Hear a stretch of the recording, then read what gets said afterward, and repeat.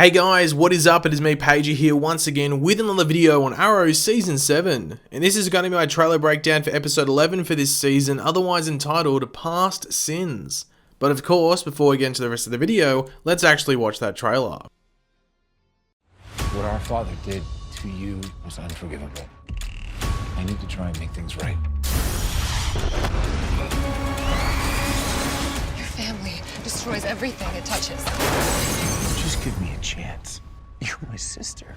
Arrow, all new this Monday at 8/7 Central on the CW. So last episode was the mid-season premiere. I personally really enjoyed it. I've seen a lot of differing opinions. Some people actually hated it, which I was sort of surprised by because for me it was a good kickoff for Emiko as a character. I thought Shimuka, who's playing her, did a really good job. Oliver wasn't in it that much, but that's because it was, he was filming crossover stuff at the time this was, being filmed, so that's just how it works sometimes. I personally enjoyed it a lot. It set up stuff going forward for this back half of the season, but maybe I'm just one of the few that enjoyed it, I guess. I don't know. But the episode obviously ended with Oliver actually meeting Emiko at his father's grave in front of the Queen Mansion, which we'll talk about in a second.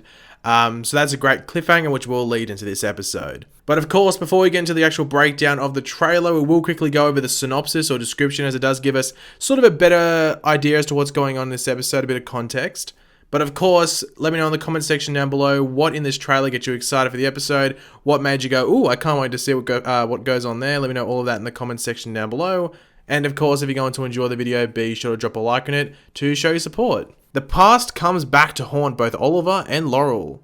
Curtis is upset when he discovers that Diggle and Lila have restarted the Ghost Initiative with Diaz, China White, Kane Wolfman, and Carrie Cutter. So the first thing, kudos to David Ramsey, who plays Diggle on the show. He actually directed this episode, and it looks pretty good from the trailer at least. So, let's give him a round of applause. Yay, David.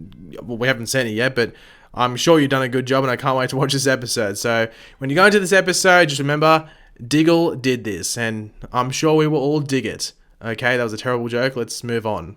Now, there isn't an extreme amount of stuff to actually go over from this trailer in regards to quantity, but oh boy, is there some quality stuff to go over in this trailer. And we start off by seeing the continuation of the end scene I referred to before, or the cliffhanger if you want to call it, from last episode, where we saw Emiko at her father's grave, once again in front of the burned down Queen Mansion. And for those that are still confused about the mansion, yeah, it wasn't burned down to the ground on the show. You weren't forgetting anything major in regards to that.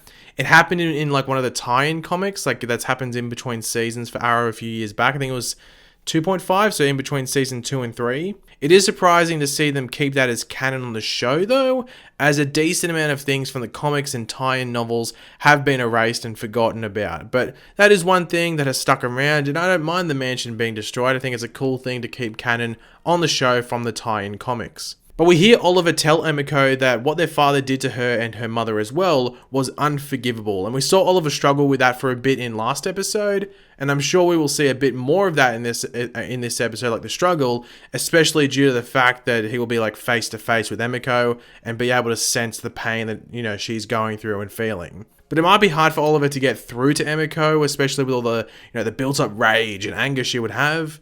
We do hear Emiko say, your family destroys everything it touches, which is pretty harsh, especially when you think back to all the crap that Oliver has gone through and the people that he has lost. He has already been told on multiple occasions that certain people's deaths were directly his fault because they were involved with him. So this comment from Emiko wouldn't be making him feel, all that positive and all that about himself. I don't think it takes a genius to figure out that there will be a decent amount of tension between these two, and I think it might take a few episodes or so for them to start warming up to the idea of working together and, at least with Emiko, trusting her half-brother. But we do hear Oliver say that he needs to try and make things right, most likely referring to Emiko and what his father did to her and her mother, and this could lead Oliver to doing his own investigation into the murder of his half-sister's mother with the help of his new employers, that being the Star City Police Department. I mean, we do have this shot here of Oliver walking into an apartment. The content of that apartment we will go over in a second because it's pretty interesting and sort of surprising. But there is actually someone behind him. Now, most would probably assume it's Emiko. However, as I said before, there is tension there between the two siblings. Obviously, there's going to be tension there. And I would be surprised if that, all of a sudden went, away and they just went clue hunting together. So I would say this is most likely Dinah that's behind Oliver in this shot here. and it wouldn't surprise me in the slightest if it actually annoys and frustrates Emiko that Oliver is helping her with her investigation into what happened with her mother and trying to track down the murderer. Like, there's a chance it's still Emiko.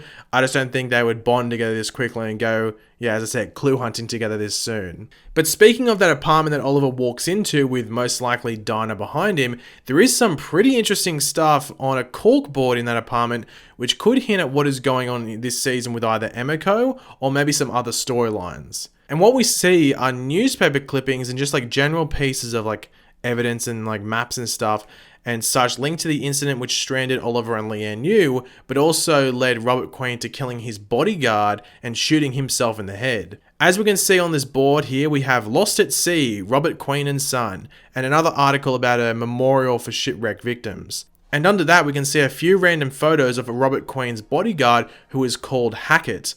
Now, Hackett is a character from the comics, but he was only brought in like 10 years ago or so, and I think he's only relevant for that period when they did like a full-on, like in-depth telling of Green Arrow's origin story, him getting, stuck, I think it's Starfish Island is the actual name from the comics. In that, he basically used Oliver for like certain business things, and on the show, it's a bit different, he's a bodyguard.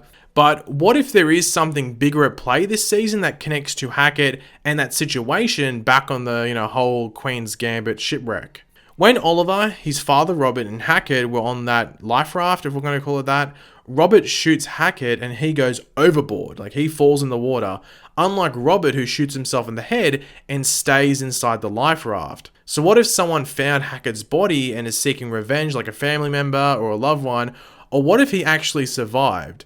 As I said, he fell overboard, so we don't like 100% know where he was shot. He could have been shot in the chest, the neck or something.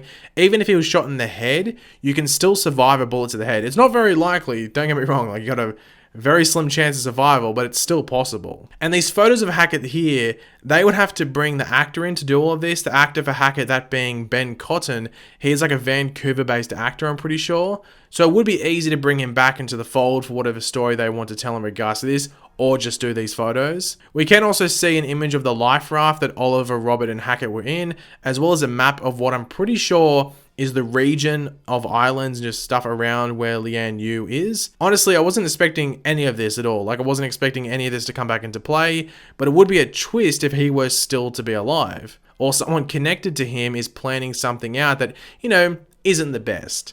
But let me know what you think of that, all of this in the comments in regards to Hackett possibly returning. Do you think it's possible? Or do you think because the episode's called Past Sins, maybe there's just some connections there and people are trying to figure out what exactly happened on Leanne Yu, which could maybe sour Robert Queen's name a bit more and maybe even, sour Oliver's name a bit more because he knew about it and then maybe lied about it. So I don't know, maybe that's what's going on here. Have to wait and see. Now we do see Laurel, aka Black Siren, in this trailer briefly. She seems to be dressed up as if she's like in the 1950s or something like that, with her hair like that and like a neckerchief, is that what we're calling it? I don't know what you would call it, but she is looking very retro here. It looks like she might be undercover here, but who knows? As the synopsis does say, the past will be coming back to haunt both Oliver and Laurel. So maybe this is connected to when Laurel was a bit more evil on Earth 1 when she first arrived. We know we are meant to be getting Earth 2 flashbacks and sort of backstory for Laurel at some point this season, but I don't think this is directly connected to that.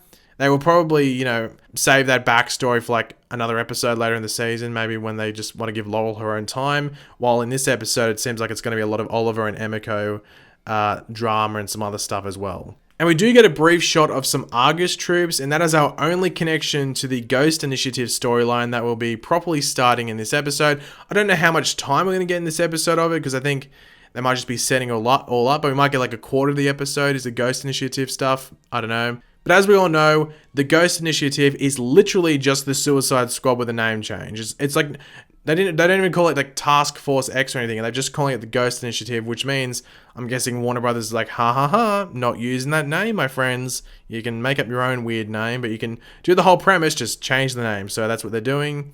We did see Ricardo Diaz get his like neck bomb thing implanted last episode, and he will be joined by Kane Wolfman, aka Joe Wilson, aka Deathstroke's son, China White, and also It's Cupid Stupid. And that seems like a pretty decent team. Like, they're all wild cards, they're all crazy, and they're all unpredictable. So I think that's exactly what you want on like a Suicide Squad team. Sure, you want like a level-headed person, which I guess could be, funnily enough, you wouldn't call him level-headed, but I think it's like Ricardo Diaz is probably going to be the level-headed person in this group in regards to a villain. And he's probably going to be leading them.